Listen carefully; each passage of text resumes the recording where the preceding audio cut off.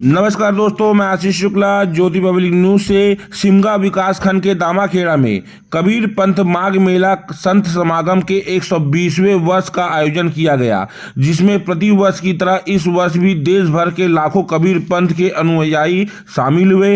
इस मेले का शुभारंभ 14 फरवरी को किया गया था। आज मेले के अंतिम दिन सीएम विष्णुदेव साहे शामिल होकर कबीर पंथ गुरु प्रकाश मुनि साहेब का आशीर्वाद लेकर मौजूद लोगों को संबोधित किया एवं गुरु की मांग पर दामाखेड़ा का नाम कबीर धर्म नगर दामाखेड़ा करने की घोषणा की एवं दामाखेड़ा से 10 किलोमीटर के एयर डिस्टेंस में भारी उद्योग की अनुमति नहीं दिए जाने की मांग पर सीएम ने विचार कर जनता के हित में निर्णय लेने की बात कही।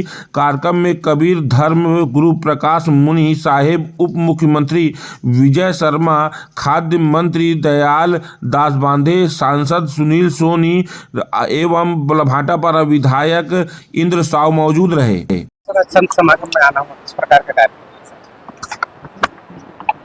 माघ पूर्णिमा के अवसर में यहाँ धर्मनगर दामाखेड़ा में 120 साल से मेला का आयोजन होता रहा है।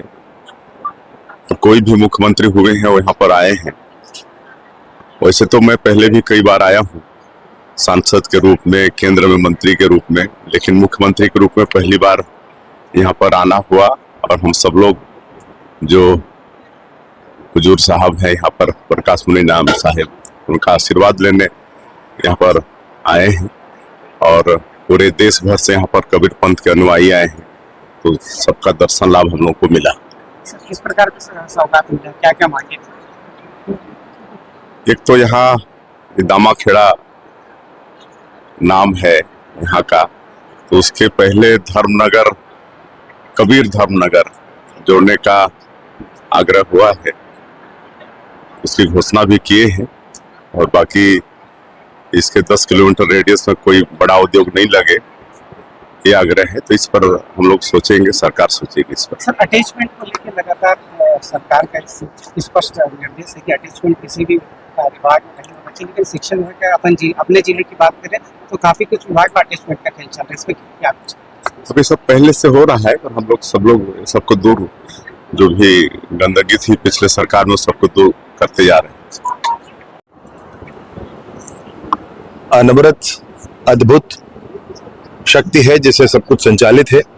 120 वर्षों बाद भी उतनी ही ताजगी, उतनी ही ऊर्जा के साथ समाज के लिए आधार बनना। और मैं तो ये भी कहूँगा कि एक समय था जब भयंकर आक्रांता आते थे, बाबर और ये वो, धर्मांतरण किया जाता था तलवार की नोक पर। उस समय ऐसे ही पंथों ने समाज को बचा लिया धर्मांतरित होने से। बहुत श्रेय है। आज पूज्य प्रकाश मुनि नाम साहब ने कुछ बातें कही हैं और माननीय मुख्यमंत्री जी ने बड़े ही सहृदयता से उन सब बातों पर अपनी राय दी है। माननीय मुख्यमंत्री जी पूरी चिंता कर रहे हैं यहाँ के विकास की, दामाखेड़ा में अच्छा काम हो, विकास हो और जितने भी साधु संत और कबीरपंथी समाज के लोग आते हैं उन सब की अच्छी सुविधा हो, इस पर पूरी चिंता माननीय मुख्यमंत्री जी कर रहे हैं। सर, आपने एक घोषणा की है कि जो पुलिस जो है उसको साप्ताहिक छुट्टी दी जाए, लेकिन देखिए, साप्ताहिक छुट्टी मतलब सप्ताह में एक दिन 1/7वें हिस्से का नहीं रहना। आप समझना तकनीकी तौर पे, मान लीजिए 100 का स्टाफ है तो 1/7वां हिस्सा कितना हुआ उसमें से है? नहीं, 1/7वां हिस्सा, वो 7 नहीं आएगा भाई। मतलब आप उसमें लेंगे तो कुछ लोग तो ऐसे ही छुट्टी पर होते हैं और लगभग 25 लोगों की छुट्टी आएगी। 25 लोगों का तो ज्यादा 22 लोगों की छुट्टी आएगी। तो ये दोनों अभी स्टाफ की भी कमी है। ये कोशिश आपसे जारी है, मैं सोच रहा हूँ ये पूरा होगा, क्योंकि एक बार कुछ लोग छुट्टी पे होते हैं, कुछ को अनिवार्यता छुट्टी दी जाएगी, स्टाफ कम पड़ जाता है, इसलिए भर्ती की प्रक्रिया कर रहे हैं। 6000 आरक्षकों की प्रधानारक्षकों की भर्ती की प्रक्रिया जारी है। उसके बाद 1800 का और हम निकाल रहे हैं, उसके बाद अन्य बलों में और निकाल रहे हैं। बल समुचित हो जाएंगे, उसके साथ साथ ये छुट्टी भी अनिवार्यता दी जाएगी। और छुट्टी तो एक छोटा मसला है, अब हम लोग वो कानून भी ला रहे हैं, वो नियम भी बना रहे हैं कि बस्तर में बंधा हुआ कोई व्यक्ति हमेशा के लिए बस्तर में नहीं रह जाएगा। वो समय पूर्वक उससे प्रशासन खुद पूछेगा कि अब आपको कहाँ जाना है। किसी को किसी नेता, किसी अधिकारी के पास जाने की जरूरत नहीं होगी।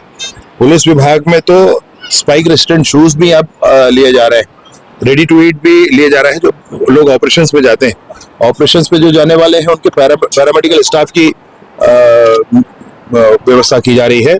और बहुत विशेष आपसे कहूँ, कुंवरती नामक गांव जो तथाकथित रूप से गढ़ कहा जाता था नक्सलियों का, 40 सालों बाद वहां तिरंगा फहरा।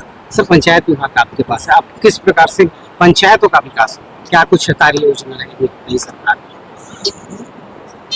आने वाले समय में इस वित्तीय वर्ष में मनरेगा के माध्यम से, विगत वित्तीय वर्ष में मनरेगा के माध्यम से लगभग 9.5 करोड़ मानव दिवस का सृजन हुआ था। इस बार हम लोगों ने लक्ष्य रखा है 17 करोड़ का, लगभग डबल के आसपास का लक्ष्य रखा है। और जब 17 करोड़ मानव दिवस पर काम होगा तो साथ साथ अनेक विकास कार्य होंगे। प्रत्येक ग्राम पंचायत में सर्व सुविधा युक्त महतारी सदन, सिर्फ महिलाओं के लिए एक ऐसा भवन जहां पर वो बैठकर चर्चा कर सके, आगे की गतिविधियों की बात कर सके, ये प्रत्येक ग्राम पंचायत में एक होगा। प्रत्येक ग्राम पंचायत में हम लोग कोशिश करेंगे, जहां तक अभी फाइबर ऑप्टिक केबल पहुंच गया है वहां पर फ्री वाईफाई देने की भी कोशिश करेंगे। 3000 से अधिक जनसंख्या वाले जितने गांव हैं उन सब का मास्टर प्लान बनाया जाएगा, कहीं भी कुछ भी निर्माण हो ऐसा नहीं है। और आने वाले वर्षों में सभी ग्राम पंचायतों में नियम बना करके कंक्रीट रोड और नाली बन सके, क्योंकि अभी काफी काम हुए हैं तो ये सब चीज खराब हुआ है, वो सब कुछ करने वाले हैं। सर, युवा जो है वो नशे की आड़ में जो है अपराध की ओर अग्रसर हो रहे हैं, कितनी बड़ी चिंता है और इसको कैसे रोकें? भैया, मैं आपसे एक बात बहुत स्पष्ट कह रहा हूँ, आप लोगों से भी आग्रह है इस विषय पर। पुलिस विभाग में तो बार बार बात हुई है। इस एक जो इंजेक्शन का नशा बेचता है उसके चैन के जड़ तक जाकर के नस बल तोड़ने की बात पुलिस में हुई है, और वो हम करके रहेंगे। नशा कोई व्यापार करके सुरक्षित नहीं रह सकता। सर, प्रकाश मुनि नाम साहब ने जब मोहन सिंह की सरकार की, इससे पहले आपकी सरकार थी, उस समय झोली फैलाकर मांगा था कि शराब बंदी की जाए और कहा था कि उसमें विचार किया जाएगा, लेकिन आज भी अगर कहें तो एक समाज की अवहेलना दिखाई दे। नहीं, ऐसे नहीं है बात। मसला अलग अलग बहुत सारी चीजें होती हैं उसमें, उसको आपको इस तरह से बोलना भी नहीं चाहिए। उसमें ऐसी कोई बात उस समय भी नहीं हुई थी।